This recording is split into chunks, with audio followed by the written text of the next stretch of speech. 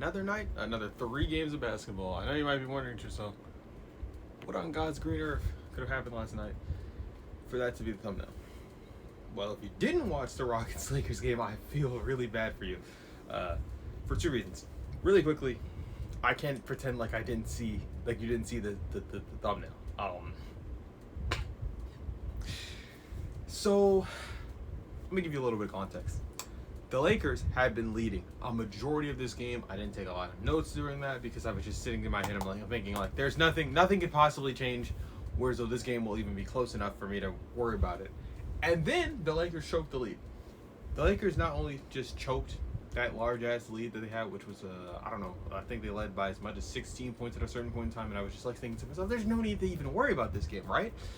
I'll just chill out, recuperate, get my fluids and stuff ready, like drinking water and stuff, so I'm ready to like sit through the next game that I have, because this is the middle one. This is the one in the very middle of all the other games, right? I'm thinking, oh, we'll see Wemby tonight. It'll be cool. It'll be great. I'll see how the Spurs play. With Wemby just recuperating from the concussion, we'll see how that goes, right? I have no idea at this point. I'm sitting here like, well, it's gonna be great.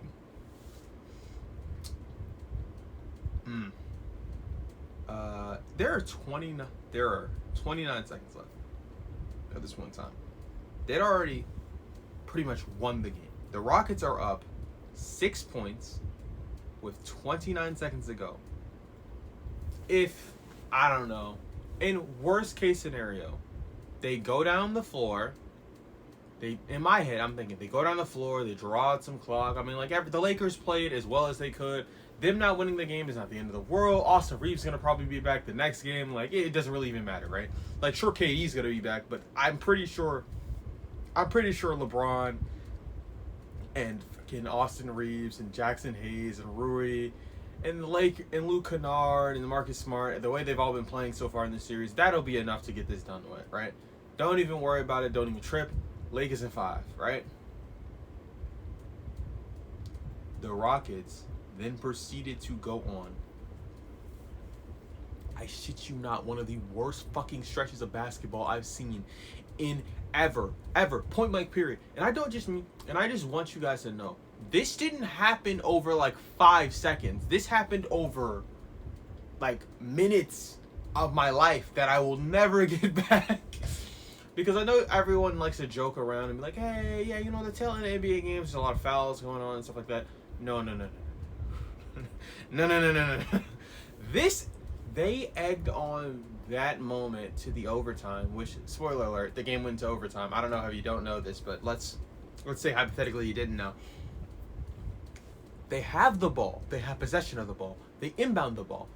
Jabari has the ball. Jabari throws the ball away under no pressure at all because he doesn't feel comfortable dribbling, which, I don't know if you know this, it leads to a Marcus Smart turnover. And then Marcus Smart, realizing the moment, it's like, oh, I have to shoot this 3. I have to shoot this 3 or we're fucked. But no big deal. If they make the 3, who cares? That's going to take time off the clock, and Tariusi fouled him. Well, it could be worse. Marcus Smart hits all 3 free throws, but we're still up 3 with, whatever time left on the clock. It's fine. We'll be fine. We'll inbound the ball, and I'm thinking to myself, they took a timeout, they advanced the ball. It's fine, right? I mean, sure, they shouldn't have had to use a timeout at this point in time in this situation. They should have been fine. It should have been just over right at this point, and there shouldn't be even a chance for the Lakers to win or even tie the game. But they're not going to do anything. The Rockets still have possession of the ball. All they got to do is take a little bit of time off the clock, and there's not really a lot of shot making really tonight. Luke Kennard's not hitting his 3s, so I'm not really worried. Marcus Smart's hit a couple, but 2 out of the 4, whatever. Not really that big of a deal. Good game, guys. We're just gonna so initially when I'm watching this, I see LeBron James matched up on Austin Reeves, and I'm thinking, not Austin Reeves, on Reed Shepherd, sorry. And I'm thinking to myself,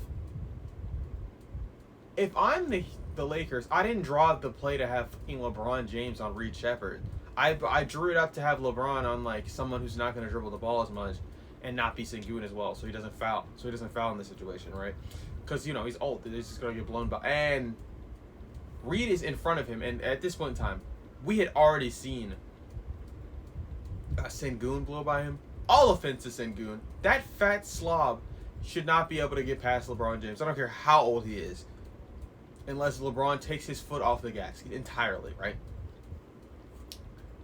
Reed gets by Braun. Braun back taps the ball.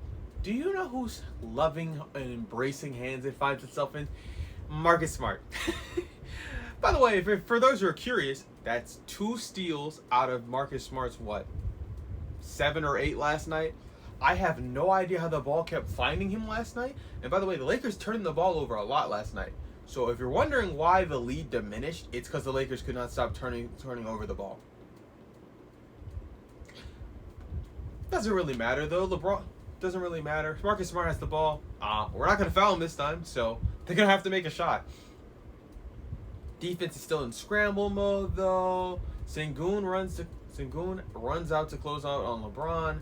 LeBron pump fakes. Now, initially, Kennard had the ball for all of 0.2 seconds before he tips it over to LeBron. I was incredibly surprised that Luke Kennard was not feeling confident enough to even take the shot.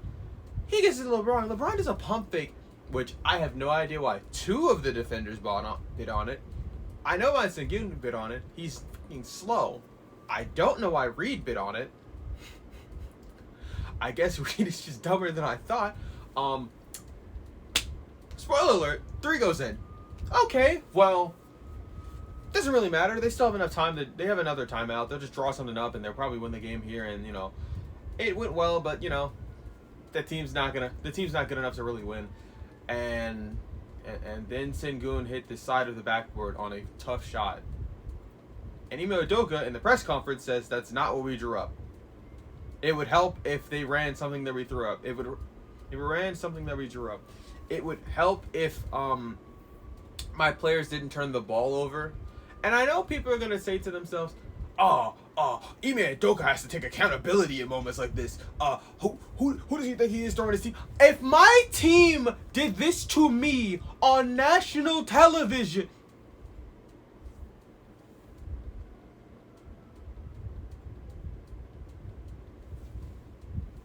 I'm sorry, that's not a coaching thing. I'm genuinely confused as to why everyone on this team is getting paid still. And the only thing that these niggas should be receiving as far as checks is disability checks.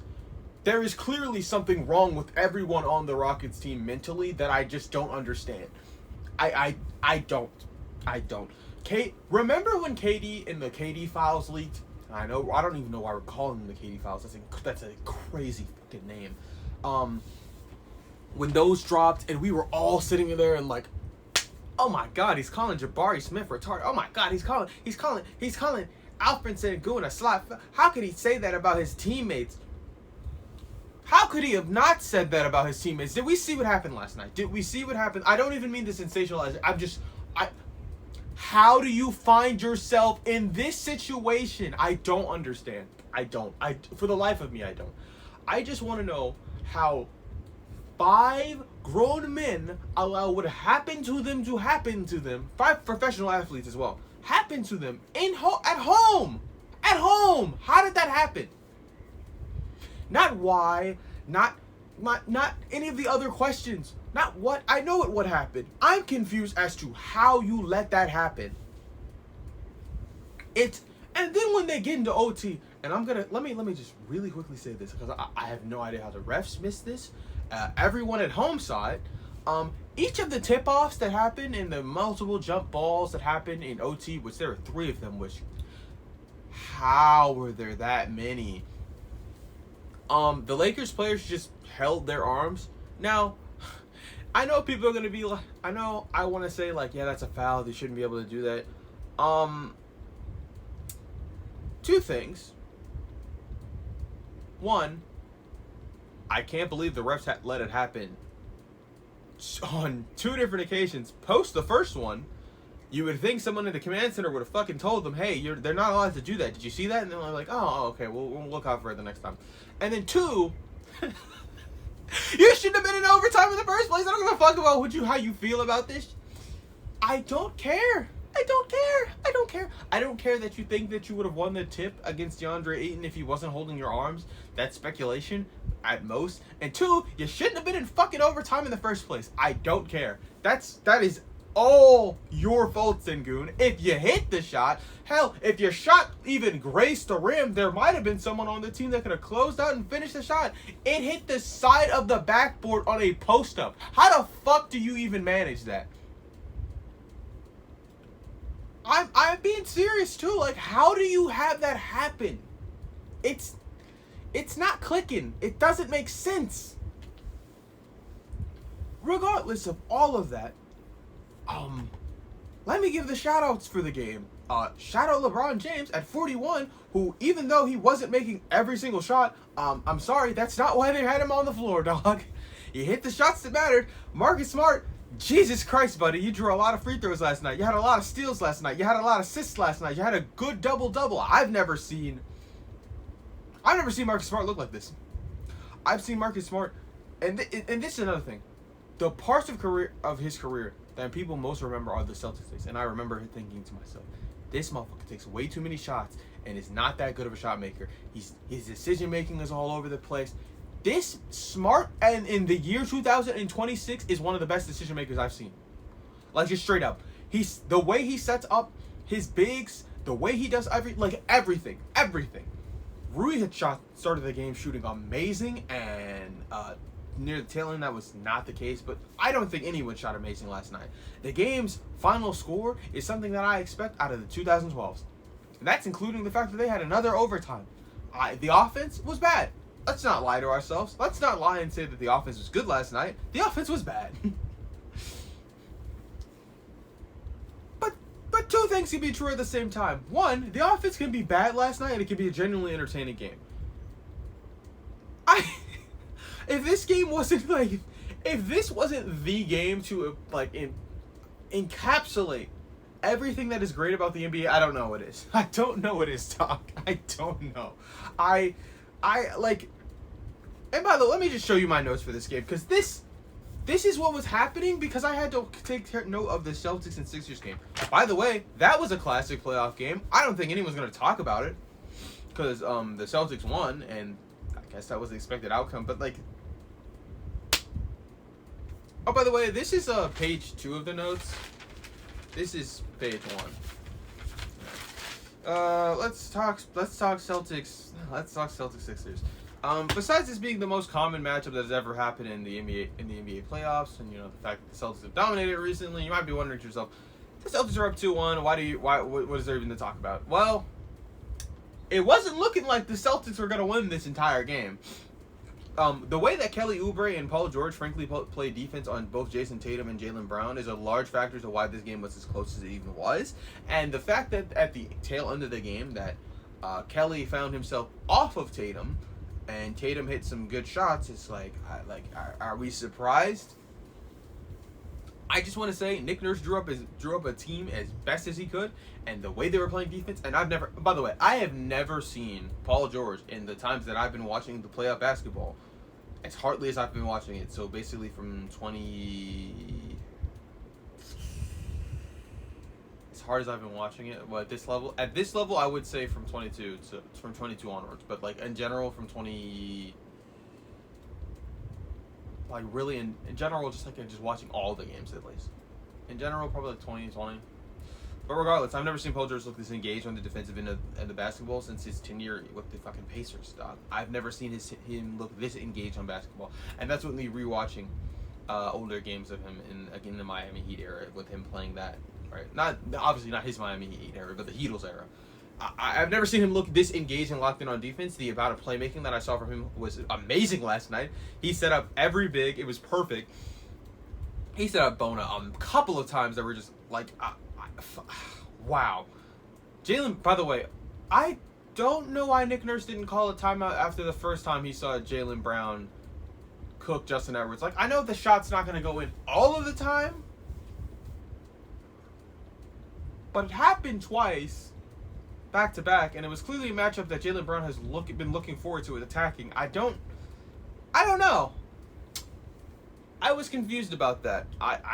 I don't know what you can do as a coach in that situation. But yeah, there was that. This game really came down to the wire. I think it's really hard to illustrate how close this game was. But I can show you. I can just tell you. Okay, the Sixers were down 2 at this point, 92-90. Brown got to the spot and drilled this mid-range shot. This was again with Justin Edwards still guarding him. Don't know why. Oh, and by the way, actually no. Let's rewind further back. Keita got his 4th foul. Grimes was subbed out. I don't even know why Grimes was in the game. I'm so serious when I say this. The trading Jarrett McCain and keeping Grimes on the team. I know the Sixers fans have told you how bad this trade is. I know the Thunder fans have told you how bad this trade is. I know NBA fans at large have probably told you how bad this trade is. This is one of the stupidest fucking trades that anyone has ever made in their goddamn life. You traded someone who was in Rookie of the Year, the unanimous Rookie of the Year until I don't even know who fucking inevitably won the award. I don't remember. I know for a fact if McCain did not get injured, he would have won that shit run away. Easy. No questions. I don't even know who was drafted last year, to be quite honest. My brain is fuzzy when it comes to that. I have no idea. But regardless, they traded that nigga for nothing. Got nothing out of it. Okay, now we can go back. Pritchard had hit a deep 3, and then Andre Drummond had matched it with a 3. Kelly Oubre had got the long rebound, and this put the Sixers down 2. Brown got to his spot and drilled it. Brown got to his spot and drilled that mid-range shot, like top of the free throw line, just pump fake. Oh, you bit a little bit. Maxey drove to the rim, and man, White got it a little bit too late. That was a goaltend. Drummond did the exact same thing that Jaylen Brown shot, and the score was 96-92.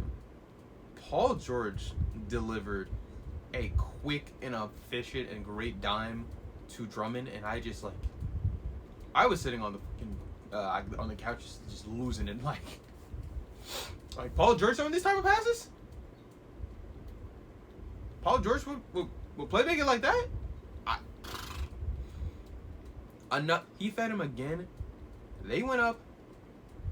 They were. I'm sorry. Drummond had fouled Tatum. Tatum had split his pair 97-94. Drummond, PG had fouled Drummond again. Fed him, amazing. 97-96. Tatum had hit a 3. 100.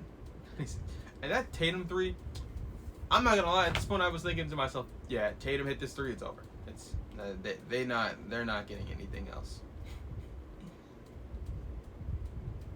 Paul George had got a bucket. 198.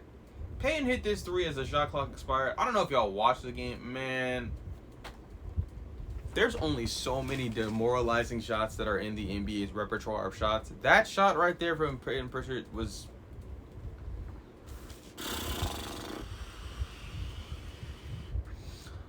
Talk about as the shot clock expires. He hits that 3. I'm sitting there like, well, this is over with.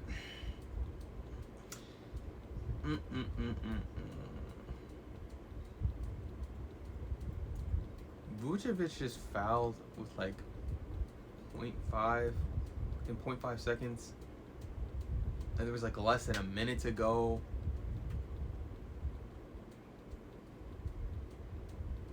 Oh, sorry, that's not how it's. Sorry, Kelly had drawn a foul from Vucevic. There was half a second removed. There was a minute to go in basketball. I'm thinking like this is a very winnable game for both teams.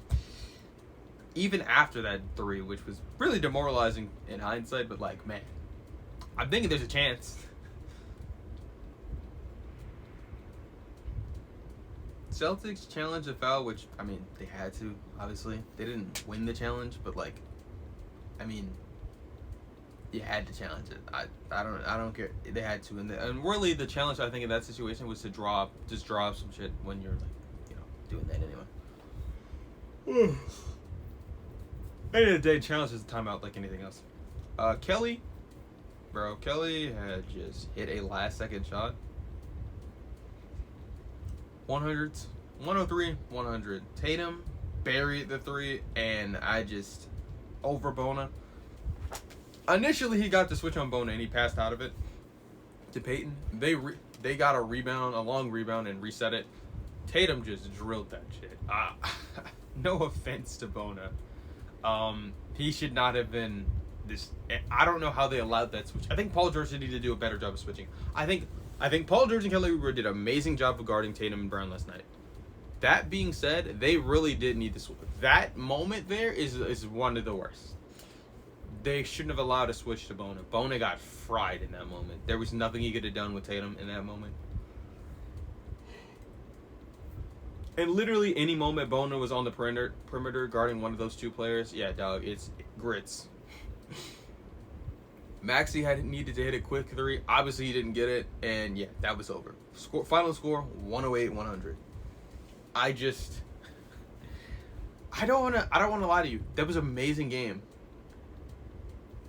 But there's still one more game. I'm watching this game, right? I'm a little behind as I'm watching it because the Lakers game would not fucking end, and I just had to see it all. I had to see it all the way through because I was bewildered.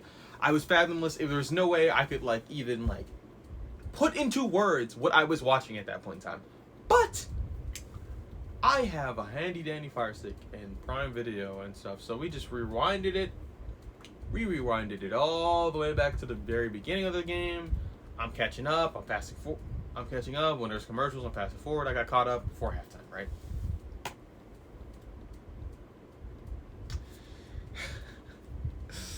I don't know if you know this, but what we saw from Dylan Harper and Stephon Castle hasn't been done since KD and Russ.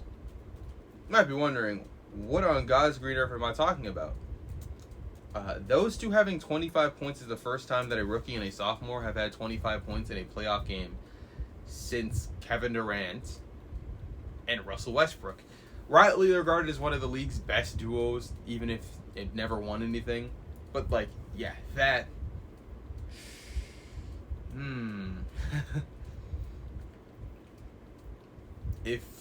If I just look at looking at the stats won't tell you the entire game, because there was a point in this game where I literally could not think that the Spurs were just gonna fucking lose. I don't know who needs to hear this. I thought the Spurs were gonna lose this game. I openly and not only expected, not only foresaw, I just knew they were losing this game. Around halftime, bro, Fox picks up his fourth foul, and he catches IDF man right in the face with his elbow. Now, to be completely honest, I don't think you should be allowed to guard niggas with your face. And I'm gonna be honest, I think the defender, Deni Avdija in this case, put himself in that situation. And to be 100% fair to De'Aaron Fox, I do not think that motion that he did was a non-basketball move. So I'm thinking in my head, I don't think they win this challenge. Not a shadow's doubt. By the way, I don't have any fucking notes for this game. There's not a doubt in my mind that they do not win this. They don't win this challenge at all. There's no way. Not only do they win the challenge, they count the bucket. But Fox had gotten a technical on this at this point. So we're going into halftime, and I don't know if you know this. They're down. They're down, and I'm basically thinking in my head, they're down and out. If Fox is going to have 3 fouls, and Fox up to this point had just not played well enough at any rate. I'm sorry, but and I know, look, the other guards on the team, Stephon Castle, he had 33 last night. Dylan Harper at 27. Dog, Fox, I know you had 18. And I know you had 18, and you were all kind of in foul trouble, and the splits weren't amazing. And you're not a 3-point shooting guard, right? I hate to break it to you, buddy. Neither is Stephon Castle. Stephon Castle hit more threes than you. 3 times as many, actually. And he took 2 less shots. What the fuck? What is... Steph could get to the rim whenever he wanted, bro. Unironically, they brought in Fox, and they signed Fox to this deal, I'm thinking, oh, well, Fox is the guard that's going to accelerate this stuff and, the timeline. And, it's going to take another year or two for Steph and, Dylan to really be at that level. No. Dylan Dylan Harper is one of the most polished rookies I've ever seen, point blank, period. The way that we were praising Collins and Nipple through the regular season, the exact same way we should need to praise this man through the postseason, because I have never in my life seen a rookie point guard look this comfortable, not only throughout the season, I'm talking throughout the postseason. We're talking playoff basketball, and no offense to anyone else, but did you think he could do it against Scoot Henderson? Scoot Henderson's defense has been amazing. Did you think he could do it against Drew Holiday? I know Scoot might not be on your radar, but by the way, Scoot had another good game. I like the splits from the field aren't great, but he had 5 out of his 10 threes. I never even thought Scoot would take 10 threes in his NBA career because I didn't think he was that good of a shooter. I didn't know this. Scoot had 21 points last night. He didn't get to the free throw line. No, getting to the free throw line. Not getting to the free throw line is a problem for him. But that's a jump shot. The jump shots were going in. Like, not his fault they lost, dog. And this is with Drew Holiday having an amazing game. And Denny was getting to the line. Now, he could not hit shit outside of the free throws. And remember, I criticized Jokic for this. I'm going to criticize Denny for it too. Couldn't hit anything outside of the free throws. And I think if he's just better, they win the game. But the biggest problem that they faced last night, you know what I'm about to say. It wasn't, and it's not even the turnovers. This team's lack of offense. And by the way, their offense last night was really just Robert Williams defense. The Spurs, for whatever reason, could not stop getting their fucking shots blocked by this nigga. How many blocks did he finish the game with? 2? Oh, well, the 2 that he had just stuck out of my mind because every time they went to that rim, be it Fox, be it Castle, be it anyone, he was incredibly vertical and he was going over niggas to get those blocks. Not even no contact, just over niggas. And I'm talking about they took the ball from their other side and stuff. It's honestly amazing that those blocks were not goaltends or did not result in fouls, considering how he was completely out of position when he had to block those shots, in my opinion. And the game that we had from Drew Holiday last night, I don't think it can be put into words how insane this was. And this is with Drew playing amazing defense too. 40 minutes of great defense from Drew Holiday. 12 of 18 shooting, so 2 out of every 3 shots that this nigga took last night fell. 5 of 9 shooting from 3. Again, outstanding. And otherworldly defense. I was kind of surprised that Klinging did not get the at the beginning of the game. This is before Robert Williams really exploded into the scene with the defense that he did.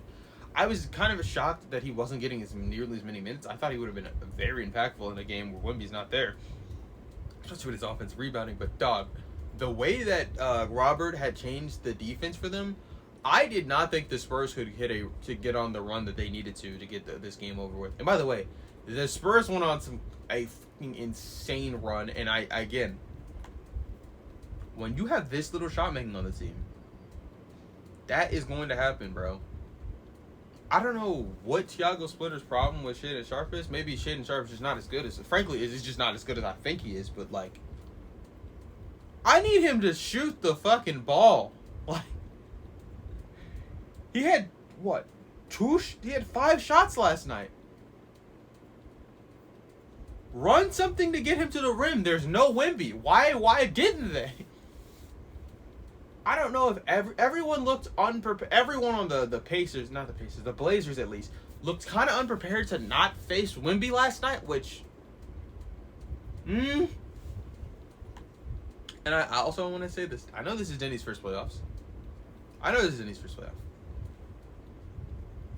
3 of 15 is unacceptable. No matter what the circumstance is. 3 of 15 is unacceptable. He had a bad game the previous game, but at least he was getting to the free throw line today, right? This was just, it was hard to watch that. I'm not even rooting for the guy. In fact, I'm rooting against him. It was hard to watch just strictly because he was terrible last night. That's what him getting to the line 16 times, by the way. 16 times. He had 9 assists and 2 turnovers. I'm serious when I say this. If his shot, any of them, just went in, oh, this is a different game. This is such a different game. Oh, and by the way, Kamara, yeah, he was out there for defense, and he was drawing a lot of charges. I'm sorry, their defense was so stifling at a certain point. I was so confused. I did not think the Spurs could win. I am like it was bad. They were locking shit down. The run that the Spurs went on, and really the run caused by Dylan Harper. Shout out Dylan Harper. Jesus Christ, man. I don't know what to say. 27 points. 27 points on 75% shooting on 75, 80, and 83, dog. Absurd. I didn't know Stephon Castle was this good of a free throw shooter either, to be honest. The guards went fucking nuts. They just went crazy, and the way Luke Cornett stepped up in a massive thing. I thought his passivity and his inability to shoot, with him being on the court as long as he had been in certain stretches of the game, I thought that was going to be the killer of this team. I was like, there's not enough offense. I'm thinking Champagne's not really hitting that many shots. I don't know why. What the hell? Where's Devin Vassell? Oh, sorry, it was just slightly out of page. Devin Vassell and Champagne, they get a lot of their offense and their 3-point shooting off of Wemby being out there, and with him not being there, dog. Some of the other shots that they were forced to take, and I mean the other shots that they were forced to take, there was really like 2 or 3 shots near inside of the arc. They're not as good. They're not as good shooters as that. I just did not think that they had the offense, the firepower. Turns out I was wrong. Let me, and I should know this because the Spurs have played games without Wemby before, and they look very competitive in the previous game. I just thought there's no way Denny has a bad game back to back. And I'm thinking to myself, even though I'm like, I don't believe in Scoot having the transcendent of a game as he had last time, probably still has a pretty good game at home, right? And, the other role players will step up. Nope. Didn't happen. All that being said, and I feel kind of rambly at the very tail end of this video, like, comment, subscribe if you liked it. If you didn't like the video, tell me why you didn't like it in the comment section below. All that fun stuff. Well, goodbye.